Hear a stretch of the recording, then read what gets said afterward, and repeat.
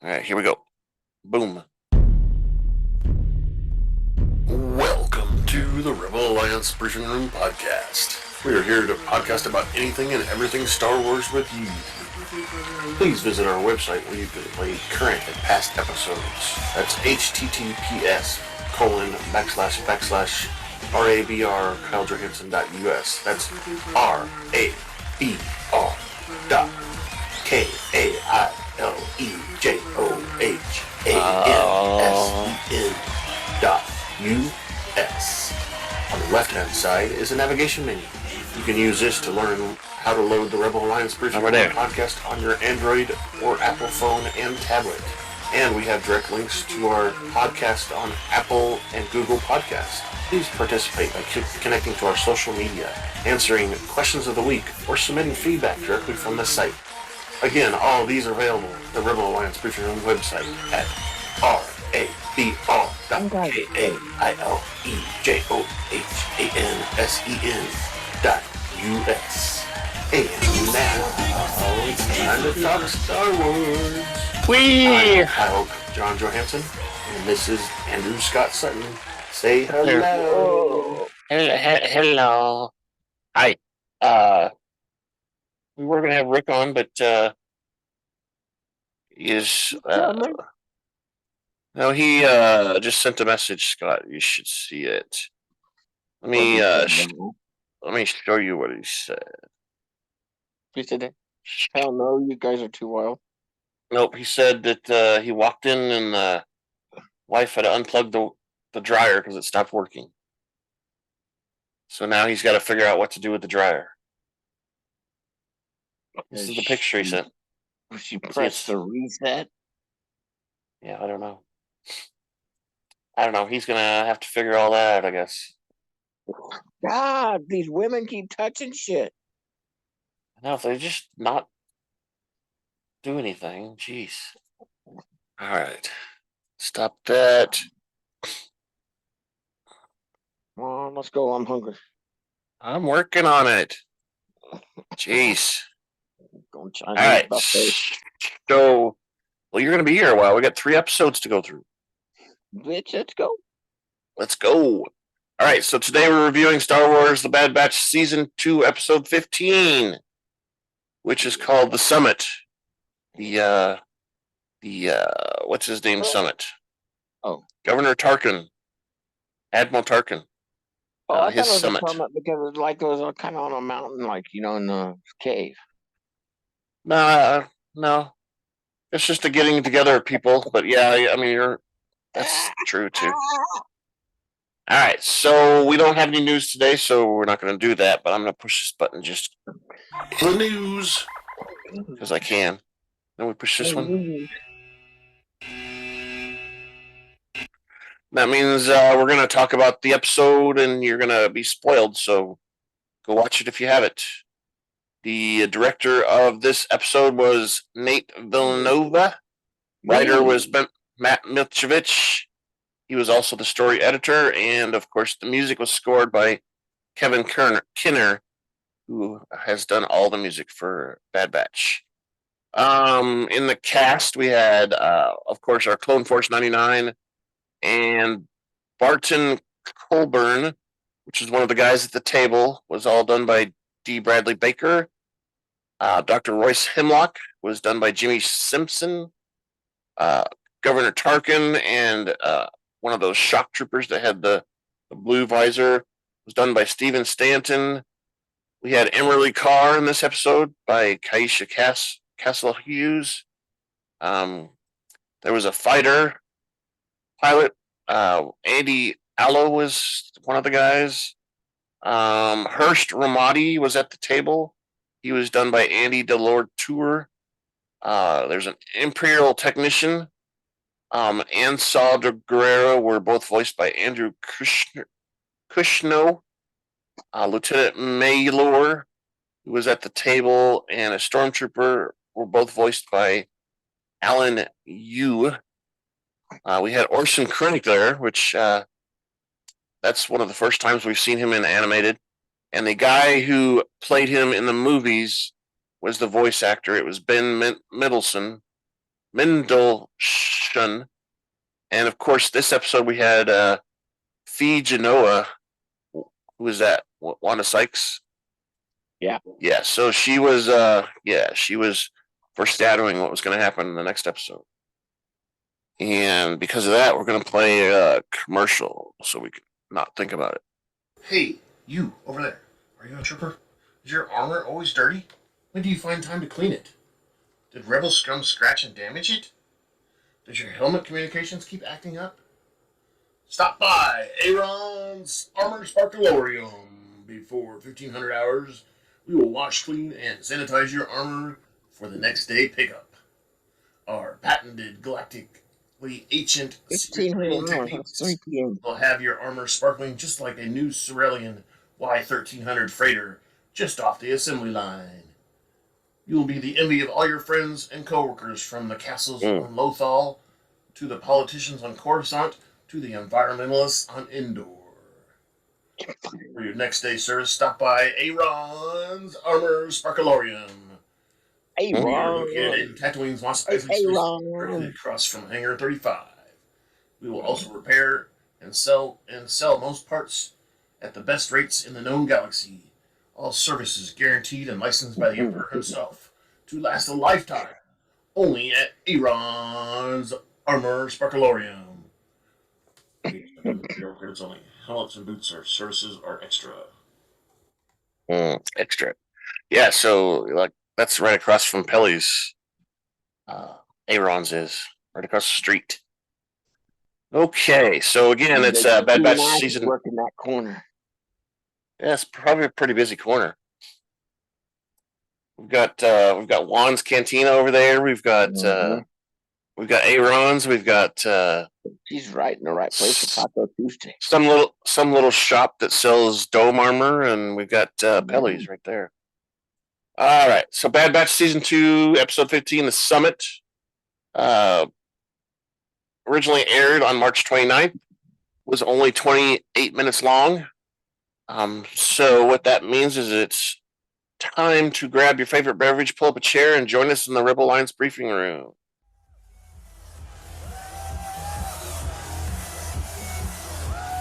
Yay, we're there. We're in it. So episode starts off on Pabu. Tech is briefing the rest of the Bad Batch about the search through the Republic and Imperial files for information about the Advanced Science Division. His search has yielded information about Crosshair's location, and Dr. Royce Hemlock. Also, Echo informs the rest of the clones that Hemlock was scheduled to attend a conference at Governor Wilhelm Tarkin's compound on Idaru in 2 rotations, which I don't know if that's days or what. Echo proposes planting a homing beacon on Hemlock's ship and using it to find Hemlock's base and Crosshair's location. Of course, Hunter is skeptical about anything they plan, so he thinks they'll be at a tactical disadvantage. But Tech says Crosshair is their brother, while Omega says Crosshair is their brother also. So they're all in agreement. Wrecker is supportive, so Hunter has no choice but to support it also. He asks for reinforcements from Echo, and Echo says that Rex is on a mission and says that their team is sufficient enough to get in and out without alerting Imperials. So they're going to be a small, tight team, and they're going to be overmanned or something. Undermanned. Hunter agrees to everything, but before leaving, Omega tells Phee that she and the other clones are going on a covert mission. Phee says expects details when they return before speaking with Tech, remarking that the Bad Batch is planning to leave without him saying goodbye to her. What? Hey! I think she has a thing for Tech. I think so too. I think there's something there, and he can't figure it out. Yeah, well, I think he thinks there's something there too. He just doesn't know how to navigate it. He's never, You done can let that her stuff. touch her in her Bad Batch. He's only been playing with boys before. He's never played with a girl. He needs to let her touch him in his Bad Batch. Genoa counsels Tech to not get involved with any pirates or mercenaries. She hints that she has feelings for Tech as Tech walks away. Tech walks up the ramp of the Marauder, and he looks back for a second, and then he fires up the engines of the Marauder. Meanwhile, Hemlock's Imperial light cruiser arrives above the cloudy planet of Idra. Hemlock descends to the mountainside compound in an in-class attacks transport shuttle. Upon landing, he is greeted by a pair of shock troopers who escort him to the meeting with Governor Tarkin. He is joined with several other Imperial officers. When Tarkin remarks that Hemlock is late, the scientist replies that there was matters that required his attention. While traveling through hyperspace, Tech tells the fellow clones that he has identified a suitable location to land on Idra outside of Censure Range. Hunter then asks how they will bypass the Imperial cruisers above, and Echo tells them that he has a clearance code that he and Rex acquired from one of their contacts. Wrecker thanks Echo for the support as they exit hyperspace. Hunter asks Wrecker to man the tailgun as a backup in case their plan doesn't work. It does, and they get clearance for landing on with a vessel name of 1143. Okay, so they're getting the Marauder sends. They land in the outskirts of the base, and the Batch walk into the forest when Omega asks, "What?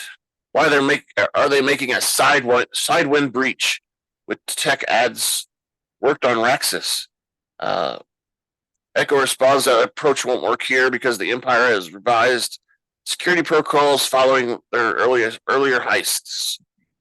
Hunter warns Wrecker not to use tanks and explosives for this mission because they don't want a bunch of attention.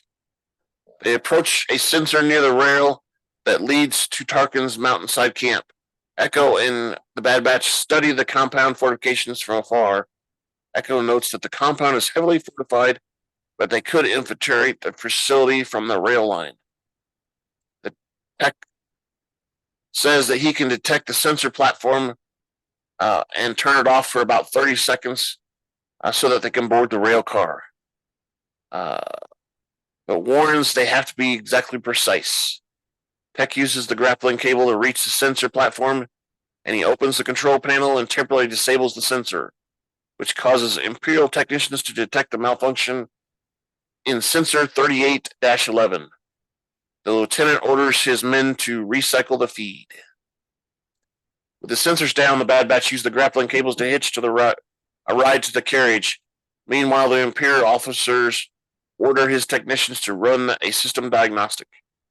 While riding the carriage, Wrecker avoids looking down due to his fear of heights. After reaching the compound, the Bad Batch take out 3 stormtroopers and sentries who fall over the balcony. Yeah, so it needs to be said there that they used their grappling hooks to connect, but they never went inside the car. They just stood out. They stayed outside.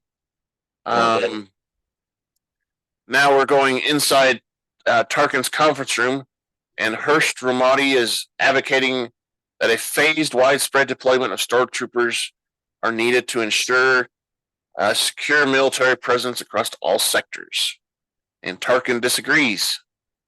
He advocates a comprehensive strategy for galactic unification to deter dissent and rampant in self-interest. Tarkin then questions Hemlock about his progress at the Advanced Sciences Division and how he's going with the cloning. And Hemlock claims their cloning advances are interest to the Emperor, and he hopes to unlock the Commonian secrets in order to create an enlightened society using their advanced technology and molecular alterations. Tarkin asks how long it will take to express his concern about the amount of funding that Hemlock's requested. And that's when Hemlock replies that science cannot be rushed and says that he has found a new purpose for the decommissioned clone troopers, whom he describes as test subjects. So he's going to start poking and prodding them and stuff. When Romodi asks if the clones have consented to the experiments, Hemlock counters that the clones are Imperial property and that consent is not required. Romodi warns that there are many in the Imperial Senate fighting for clone rights, and that the news of secret experiments could hurt their cause. Hemlock responds that the location and operations under his purview are far from the eyes and ears of the Senate and other parties. That's when Barton Coburn warns Hemlock that the clones are cunning and loyal warriors and questions the willingness of his peers to cast them aside. So they don't think that they're going to get very many clones. Tarkin counters that he found clones to be unpredictable and criticizes the Jedi for fostering a concerning level of individuality. So the Jedi encouraged them to be individuals, and the Tarkin and the Empire don't like that. Coburn asks what would happen if the clones learn what's about to happen and take arms against the Empire. Hemlock acknowledges that some already have, while Tarkin adds that the Empire will take swift and unilateral action against the clone uprising.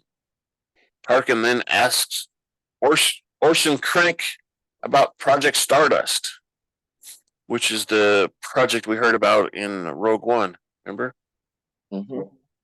And Krennic begins babbling on, and we immediately switch to the Bad Batch making their way through the hangar bay. When Omega asks which ship belongs to Hemlock, Echo explains that they need to access the manifest from the control room first to find out. Hunter tasks Tech and Echo with accompanying him and Omega and Wrecker with planting the homing beacon. Hunter and his team fight their way into the control room, stunning two stormtroopers. Back in the hangar, Omega and Wrecker receive news from Tech that Hemlock's shuttle is in docking lane 4. Omega eagerly sets out on the mission and uses a cargo sled as cover. She kind of follows the sled while the stormtroopers are moving them around. While evading the stormtroopers and sentries, she plants the homing beacon on the shuttle's landing struts. Wrecker warns Omega that more stormtroopers are headed her way. And Omega becomes pinned down. She can't get out. Echo creates a diversion by using a magnetic crane to lift a parked V-wing starfighter and slams it against several cargo boxes. This distracts all the guards and allows Omega an opening to escape. She is detected, though, by a mouse droid. The mouse droid. But Wrecker smashes the droid with his foot. Bang. Crushes the thing. In the control room, the technicians inform his lieutenant about the crane malfunction in the hangar and offline surveillance systems in Sector 4. That's not the sector that the Bad Batch is in. The lieutenant dispatches a squad to secure the rail line. Because, it was breached. Meanwhile, Hunter and Tech discover another deactivated quadrant of the compound surveillance system. Tech feels uncomfortable and decides it's time to leave. However, Hunter discovers an active thermal explosive and realizes that someone is targeting Tarkin's base. Who's doing that? Tech adds that one charge will not destroy the base, and the clones are then surprised by Saw Gerrera. Where'd he come from? And a fellow partisan who's disguised. who has infiltrated Tarkin's base disguised as stormtroopers. Saw Gerrera notices the Bad Batch have made a choice since they last met on Onderon. So they've chosen to fight against the Empire. When Hunter asks what his plan is, Gerrera tells the clones about his plan to destroy the base and all the Imperial officers inside. Hunter tells Saw Gerrera not to proceed with the plan since his group is tracking an Imperial officer in order to rescue imprisoned clone troopers. And Saw Gerrera is reluctant to call off the operation since he is waging his own war against the Empire. Saw Gerrera doesn't really follow anybody else but himself, it seems like. Tech asks him to consider the implications of wiping out any chance of gathering intelligence that could aid his cause. Gerrera counters that the assassination of several top Imperial commanders would be very beneficial. And Tech counters that is a short-term victory since the ranks will easily be replenished. And Saul responds that sacrifices have to be made for the greater good. One of Gerrera's companion warns that they have to leave since the security team has been alerted. The two parties are attacked by stormtrooper sentries, but shoot one of their attackers before retreating down the corridor. To aid their escape, they damage pipes which release smoke and electrocute the pursuers with the electromagnetic pulse grenade, which is Scott's favorite. That's the one that goes bzzz, and they get shocked. Yeah. Tech also uses a stormtrooper as a shield while shooting at it while they shoot at their comrades. Hunter warns other clones that they have been compromised and to head back to the rail line. Saw Gerrera's female companion is wounded during the gunfight, disguised as stormtroopers. He helps her to the shuttle. He is determined to reach the shuttle before the Imperials find and deactivate the explosives. The lieutenant informs Tarkin that other Imperial officers that the insurgents have disguised themselves as troopers and have infiltrated the compound. Tarkin orders that all communications be switched to encoded channels and tasks the stormtroopers with finding the intruders. He also orders the conference room to be sealed and reassures the officers they will be safe. And we see all those windows go down and the room all locks down, and he's like, see, we're going to be safe. Saw Gerrera, yeah, they're going to be fine. Saw Gerrera and his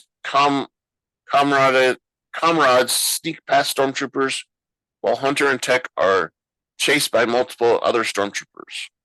They are joined by Echo and Wrecker and Omega, who eliminate several of the pursuers. They take out more pursuers with a stun gun grenade before fleeing onto the rail car. The Bad Batch take up position inside the rail car while Tech overrides the manual controls. They ride their stolen car out of the compound. Meanwhile, Saw Gerrera joins another group of disguised partisans and they fight their way into the hangar. They take out stormtroopers with stun grenades before fleeing aboard a stolen shuttle. A battery cannon tries to shoot their shuttle down, but is unsuccessful. Saw Gerrera activates his thermal explosives remotely, pushes the button, and it causes extensive damage to Raven's Peak, which is what Tarkin's summit's called, is Raven's Peak, particularly the hangar. However, the conference chamber is protected, and Tarkin and the other Imperial officers survive the blast. Dang it. The explosions cause the rail line to lose power. Meanwhile, the Bad Batch fight several stormtroopers stationed on their stolen rail car. The rail car stops in midair, and a second rail car hangs on the other side. Tech remarks that this is going to be a problem. Yeah, so one of the cars fell off the rail, and it's connected to their car, and he thinks it's going to pull him down, and that's when the credits come up. I don't think it fell off the rail. It's not connected on the rail at the end of the episode, is it? Didn't you see the electric thing come across the rail and it just stopped it? Yeah, I know. I think it says here that the explosion causes the rail line to lose power. They fight several stormtroopers, and the rail car stops in midair. A second car hangs on the other side. Yeah. Okay. So it's hanging. Tech remarks that this is going to be a problem. I don't know. This is going to be a problem. What are we going to do? So that brings up my question of the week, which is not related to what we just said, but what do you think? Will this will it be a clone uprising? And do you think Tarkin will be able to execute that swift action against him?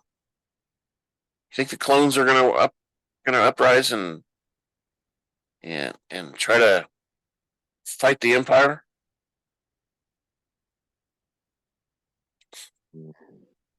I think so, because if the word gets out. Well, and I think also we have to remember, in the movie New Hope, there's no talk about clones. There's no clones really anywhere, right? They're all pretty much gone. So either they're by then. Yeah, so either by then they're all wiped out somehow by maybe Tarkin taking this swift action against them. Something, I don't know. It could be also because we know there is a few clones left that we see in the Rebels TV show.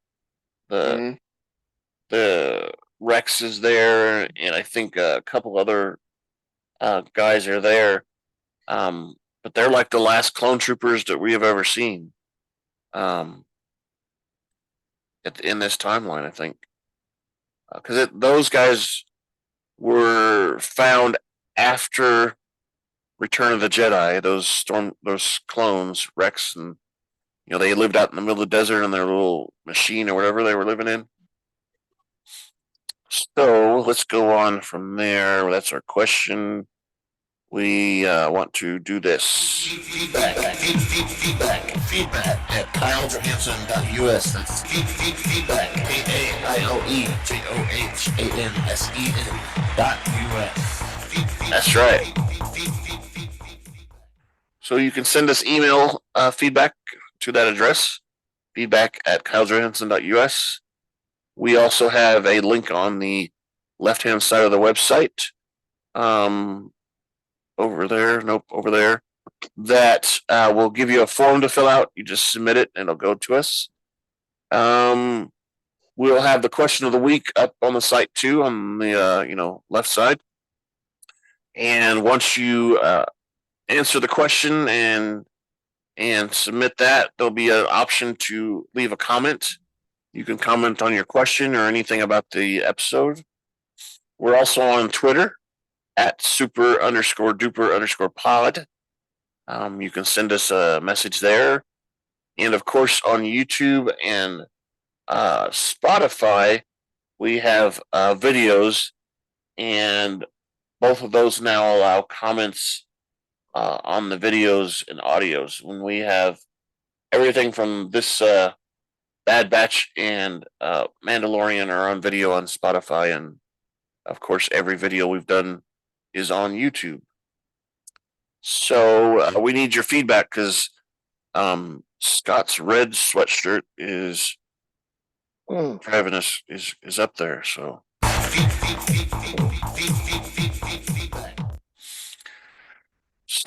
we both know there's something coming up in the next episode. So we're trying not to say anything about it. But can you think of anything else you want to talk about on this episode? No.